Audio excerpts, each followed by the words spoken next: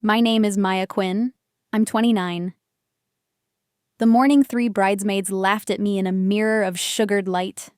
I decided my body wasn't the problem. Rooms were. 6 months later, I walked back through that same door with a key in my palm and my name on the lease. If you love a story like this, hit subscribe and stick with me. The boutique is a bright box of satin and opinions. Racks whisper when you pass. A steamer sighs like an ant who has seen it all. Mirrors tilt along one wall like tall cousins who want to be invited to every conversation. Every surface reflects something, and most of it is not you.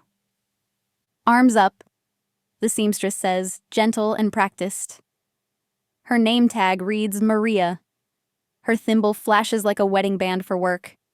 The tape is cool against my collarbone, slides south, wraps, pauses at my stomach like it's listening for a confession. Behind me, bridesmaids rustle, taffeta, perfume, private jokes. Paige hums a sound that isn't a hum.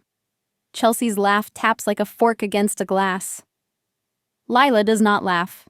She tightens her mouth as if storing her reaction for later. I study my shoes. Cheap flats that squeak when the floor decides I've sinned. The sample dress comes down like a cloud with a zipper.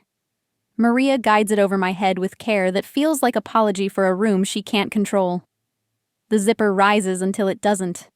Fabric petitions my ribs. Lace presses a thumbprint into my shoulder. The mirror takes it all down as evidence.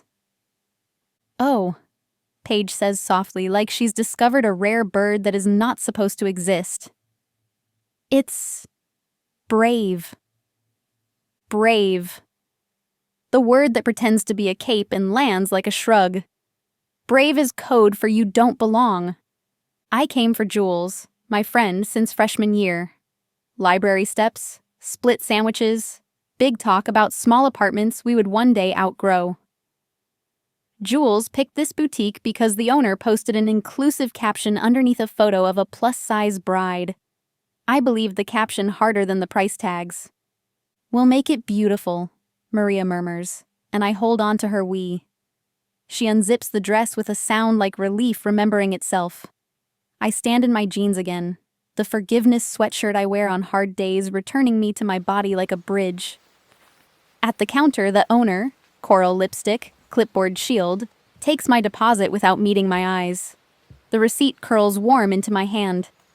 It's 3:11 in the afternoon when my phone buzzes. Paige. We found the vibe. Maya can do alterations, right? Like, major. I don't reply. I take a photo of the receipt and drop it in a folder on my phone, labeled proof. Receipts are seeds. One day I will plant a whole field. On the walk home, the thrift store steadies me. Fluorescent lights.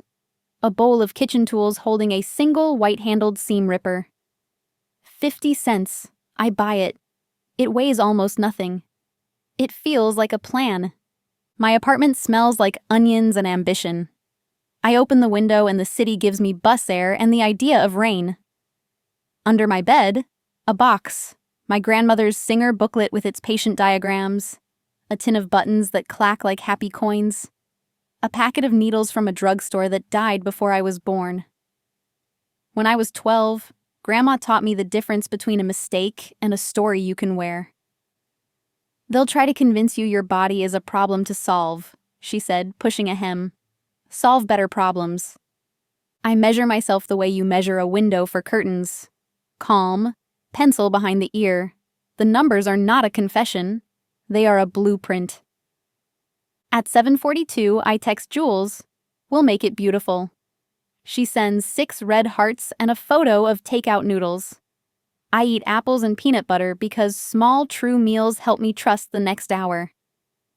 At 9:12, I slide into forums and how-to guides and a city PDF about signage fonts. I learn the difference between Keystone markup and Keystone plus 10. I learn what kills a boutique at 3 in the afternoon on a Tuesday. I make a list titled, I could. Build 5 sample dresses that actually scale from size 2 to 28. Offer right now try-ons.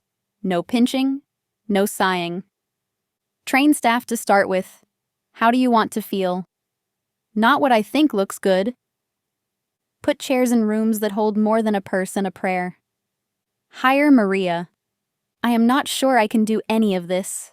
I like the look of it anyway. Lists are the first stair. Morning comes and with it the urge to walk. I lace my shoes and move because motion takes the snicker and sends it down the block. I count the cracks in the sidewalk, then the birds on the wire, then the 4 minutes when my lungs forget to burn. The library opens at 10. Downstairs, a flyer waits like it knew. Small Business 101. Tuesdays, 6 to 8. I add it to my calendar. The day tilts 1 degree toward a future. I go back to the boutique. Not for a fitting, for practice walking into a room on purpose. The bell gives a clean ding. The owner, Delia, looks up with professional warmth that does not cross the counter. Do you ever consign samples? I ask. I'm sewing again. I thought I could study construction. We donate most, she says. Then lower.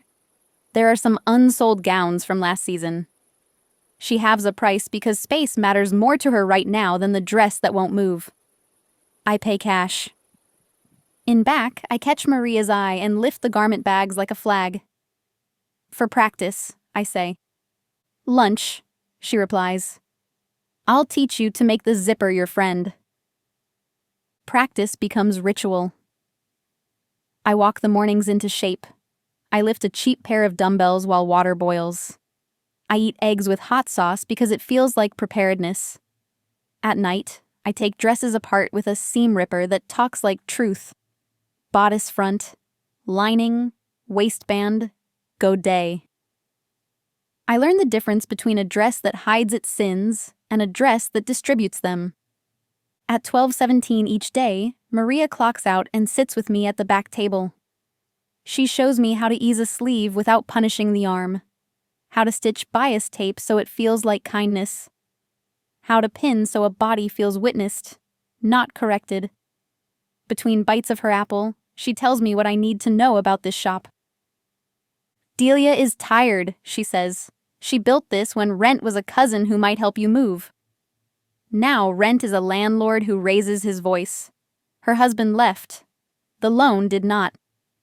I tuck it away with my receipts. Tuesday nights, I sit in the library basement with 5 other people and a whiteboard that says cash flow is a river. The instructor, Tanya, speaks in bullet points and stories of mistakes she already buried so we don't have to. Separate business checking from groceries, she says. Pick a fight, not with people, with a problem. Offer to win that fight for money. I write mine. Fight, shame plus bad fit. Offer. Dresses that fit now. People who speak like Maria. By the end of the month, I have 3 prototypes and a body that trusts a longer walk. I circle a name on a legal pad. Second Chance Bridal and Company. A search shows a thrift 2 states away with the same name. I recircle. Second Story Bridal. Better metaphor. Better sign. I photograph friends in my living room because studios are for later. I sell 2 dresses on Etsy.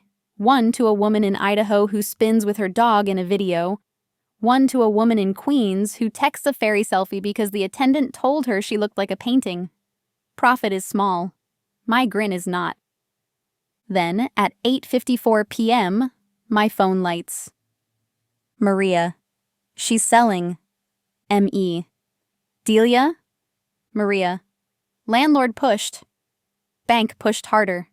She wants to hand the keys to someone who won't ruin what's left. M.E. I don't have... I stop. Delete money. M.E. I have a plan. Acquisition. I write it at the top of a clean page. I polish a cash flow spreadsheet until it gleams. I photograph a perfect zipper like art. I distill a mission I can say in one breath. We fit the dream to the body, not the body to the dream. The loan officer wears a tie he does not love and asks the questions that make or break a Wednesday. Rent, foot traffic, Inventory turns, alterations margin, veil markup, staff. Competition? He says. Shame, I answer. And chain stores. But mostly shame. 2 weeks later, I have pre-approval contingent on a purchase agreement. A lawyer from class reviews the lease like a hawk reading a mouse. A folder on my desktop labeled Delia Sprout subfolders. Assets, debts, fixtures, goodwill, employees, bookings. Rainy Wednesday. Fogged front window. Delia behind the counter, clipboard in place. I want to buy the boutique, I say. I want to keep what's holy, change what hurts. Inclusive sizing. Chairs. A no sighing policy. Maria as head of alterations. Delia studies me, then the binder, then the photos, then Maria, who has drifted forward like gravity with scissors. Maria? Delia asks. I'll stay if she buys, Maria says. If she does what she says. We slide paper across the counter like people who understand numbers are simply stories that have to come true. Purchase price. Contingencies. Goodwill squared into a line item that hopes to respect the thing it fails to measure. Delia laughs once at no sighing policy and then signs with a hand that trembles and then doesn't. At 4:26 p.m., a key drops into my palm. Small. Heavy. Relentlessly real. I text 3 people, M.E., Jules. I own the boutique. Jules. Shut up. Then, can I bring champagne? M.E. Tanya. It worked? Tanya. Now put chairs in those rooms. M.E. Mom. I bought a bridal shop. Mom. Do you get a discount when you find your person? M.E. I am my person. Mom. Good answer. I lower the front shade halfway and tape up a sign written with the certainty of a Sharpie. Closed for 3 days, reopening as second story, bridal. We fit the dream to the body. I turn toward the work. We start with chairs, good ones. Strong enough that no one does math before sitting. We angle mirrors to witness, not judge. We change the bulbs from interrogation to invitation. We stock water, almonds, tissues, chocolate, the 4 elements of most fitting rooms. We print the policy, frame it, and hang it at eye level. No sighing, no apologies for your body, no forgiving, no brave as code for you don't belong. If anyone breaks the rules, including staff, we break up with them. Below it, smaller type. If you need air, there's a bench with a plant and a book of poems. We'll hold your dress and your place. I order gowns up to size 36 and tell the rep not to give me the speech about carrying too much inventory. What's too much is telling people to come back when they're smaller. I order sample bodices in every cup size like a choir. I schedule a trunk show with a designer who makes wedding jumpsuits for people who want to dance without tripping over a life they don't want. Soft opening. Friends first. Jules tries on a dress and looks like the center of her own life. Chelsea and Paige bring flowers and apologies that smell like lilies and growth. I accept both. I don't let them make my policy their performance. They ask if I've lost weight. I've lost shame and gained a lease, I say. We laugh. Then we don't. Grand opening. The bell becomes our metronome. People enter tight, leave taller. Sometimes with a dress, sometimes just with breath. Moms who haven't zipped anything since babies. Non-binary sweethearts who want silk that doesn't gender them. A 64-year-old who whispers she didn't think a second wedding could feel like a first. At 10:20 on a Thursday, a woman named Aria tries a mermaid gown and cries. Not joy. History. Her aunt says, "We need something that hides the hips." I move gently between them. We don't hide, I say, explaining a house rule. We style. I swap the skirt. Maria pins the hem. Arya's reflection remembers itself. At noon, I eat a sandwich while Maria warns me about prom season. Higher kindness. Teach the rest, she says, spearing a slice of tomato with a fork. I put it on the wall above the schedule. Higher kindness. Teach the rest. By late spring, we're solvent. By midsummer, thriving. By autumn, there's a wait list for Saturdays and a seamstress apprentice named Kenzie who believes sooner than I did that she belongs at the table. I pay fairly.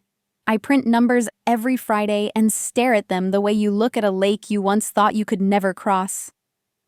The line climbs, messy and alive. People tell stories about us online, and the stories are better than any ad I can buy. They had my size. They had my back. I didn't cry until I wanted to. I said yes to the dress and to myself. A reporter asks for a quote. I give her the sentence I wrote on a sticky note for my own heart. We're not in the thinness business. We're in the fit business. Then the past walks in wearing humility and good shoes. Paige appears near closing, alone, intentional, careful. I was awful, she says. That day, I was scared about my own fit and I pointed at you so I wouldn't have to say it. I'm sorry. Also, I'm getting married. I want a dress that feels like me. We can do that, I say. Tell me about the day. Tell me about you. Where do you want pockets? She laughs and then cries. She texts her fiancé a photo and then says, don't look, and then sends 10 more. Love is terror plus evidence. At the register, I slide across our policy card. She taps no, sighing with a fingertip and smiles like she just met a new rule she can live by. Not every day is holy. FedEx loses veils. A father of the bride tries to haggle the night before. A napkin delivery arrives in an ivory that photographs as sad gray. A pipe upstairs remembers it's old and bursts at 2:03 a.m. We learn the emergency number by heart and keep fans in the back because damp drywall smells like a fight you didn't pick. At 8:17 one night, I lock the door and sit on the front step and cry from gratitude, braided to fatigue so tight it makes a new color. It's okay. I own the step. I own the tears. A package arrives with no return address. Inside, the measuring tape Maria used the first day. A note in looping script. For your wall. You were right about chairs. I'm learning to bake bread. It's like sewing. You can eat. Thank you for not ruining what I made. Thank you for making it better. -D. We frame the tape near the counter. Next to it, we hang a staff photo. Me, Maria, Kenzie, Cass, Noor, our part-timers, and Tanya, dragged from the library and tucked in the middle like a spine. Underneath, a card.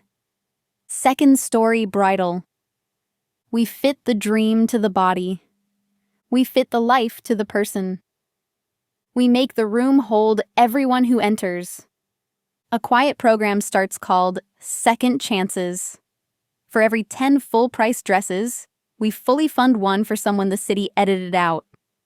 No trumpet, no tally posts, just a small silver key we hang on a brass hook labeled Story. A first name on a card. Time, care, always enough fitting time. The landlord stops by to inspect improvements. He is still the kind of man who talks loudly, but he notices the bench with the plant and the poem and asks if the plant is real. It is. He points at the reflection of 3 bridesmaids carrying dress bags like quiet victories. Bags are good, he says. People are good, I answer. He looks confused. He allows it. He mentions a second unit around the corner. Small, perfect for alterations and evening wear. I do the math with a pencil I trust. It works if we remember growth is a garden, not a god. We prune. We feed the right roots. We sign. Kenzie cries. Maria pretends not to and fails. We host Right Now Try-On Night. No appointments, no tape measures, no goals talk. Just bodies and fabric and music that lets faces open. Sparkling water, sparkling cider, sparkling eyes. We clap when someone turns. On the way out, a woman rests her palm on the counter like she's grounding herself and says, "When I was 12, a sales lady told me to come back when I'm smaller." I'm 42. I didn't shrink. I came here instead, I say. Thank you for coming as you are. And mean it with my whole body. A year after the signing, we throw a gratitude night. No ribbon cutting. Bread and laughter. Jules and Dev bring cheesecakes. Tanya brings a stack of library cards and signs up 3 future shop owners between olives. Delia arrives with warm rolls and stands at the edge until I catch her eye, and we meet as colleagues in the center of the room we both kept alive. Jules taps a glass. Speech. I stand 1 step up. No notes. I've been practicing for a year in rooms that used to scare me. Thank you for being here, I say. Some of you know the origin story. I came in as a bridesmaid and left with a seam ripper and a plan. But the real story starts when you walked through this door and were told, quietly, in 100 small ways, that you belong. We hang a key every time we make something right. We're running out of hooks. Laughter. We'll make more. I close with the sentence that carried me. We fit the dream to the body, not the other way around. People bring their own origin stories to the register between credit slips and hugs. A baker who learned the craft when his wife was sick and now supplies 3 cafes. A plant shop owner who dirtied her hands long enough to find a calmer brain. The city is lousy with keys. Doors everywhere. Toward the end, a teenager in a sweatshirt slips in shy, ready to run if the room flinches. She reads the policy twice. "Are you open?" she asks. "For you?" I say. Always. She's helping her sister plan a wedding on a budget that shrinks as the guest list grows. She wants to know if the room is safe. I show her the chairs, the mirrors, the bench with the plant and the poem, the hook with the keys. "What are those?" she asks. "Stories," I say. "Times we made something fit." "I was told to come back when I'm smaller," she says. "We don't say that here." She takes a breath like a first step. "Then we'll come back." When she leaves, I lock the door and stand with the lights low. The frame tape measure catches a glint. I press my thumb to it and think of the first day it learned the truth of me. I am larger now in the ways that count. Not a morality play. Logistics and care. A lease. A long walk. A seam ripper that told the truth. The window hands me my reflection. Keys in hand. Shoulders easy. I nod to the version of me who made a different choice. Tomorrow someone will cry for joy. Tomorrow someone will say, "I didn't know this was allowed." Tomorrow Maria will teach Kenzie to coax a stubborn zipper and they'll high-five when it behaves. Tomorrow I'll drink coffee by the bench and watch the city pour past carrying bodies that will find their rooms. Tonight I hang my keys on a hook in my kitchen that says, "Home." I text Mom a photo from the party. I text Jules a photo of her laughing. And I text future me a note for the morning, in case doubt wakes early and loud. You built the room. Keep the door open. If this story held you, follow or subscribe so I can tell you the next one.